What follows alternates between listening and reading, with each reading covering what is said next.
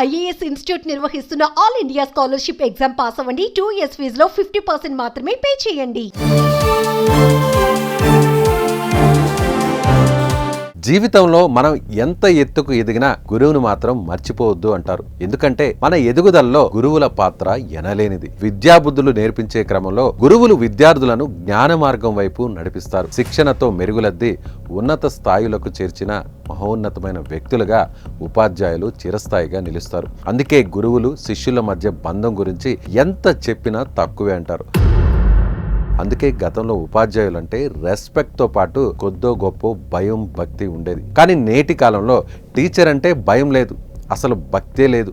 School అంటే గౌరవమే లేదు. ఇందుకు నిదర్శనమే ఈ ఘటన. స్కూల్లో అల్లరి చేయొద్దని చెప్పిన టీచర్ను ఈ విద్యార్థులు ఏం చేశారో తెలిస్తే వీళ్ళు విద్యార్థులా లేక ఉన్మాదులా అని అనకుండా ఉండలేరు. కావాలంటే ఈ వీడియోని పూర్తిగా చూడండి.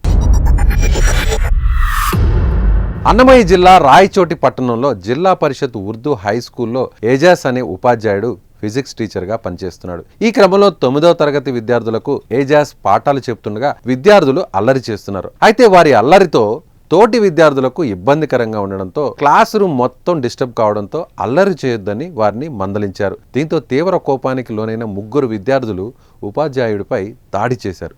ఈ క్రమంలో విచక్షణారహితంగా దాడి చేశారు. ఛాతీ మీద ముఖం పైన పిడిగుద్దులు కురిపించడంతో క్లాస్ రూమ్లోనే ఏజాస్ సొమ్మసిల్లి పడిపోయారు. దీంతో ఉపాధ్యాయుడు పరిస్థితి చూసిన తోటి ఉపాధ్యాయులు వెంటనే ఏజాస్ను హాస్పిటల్కి తీసుకెళ్లారు. అయినప్పటికీ ఫలితం దక్కలేదు. వైద్యులు వైద్యం చేస్తుండగానే ఏజాస్ ప్రాణాలు విడిచాడు.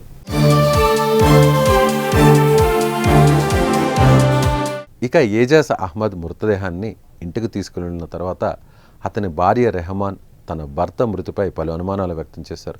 తన భర్త ఛాతిపై 3 విద్యార్థులు బలంగా కొట్టడం వల్లే చనిపోయాడని ఆరోపించింది.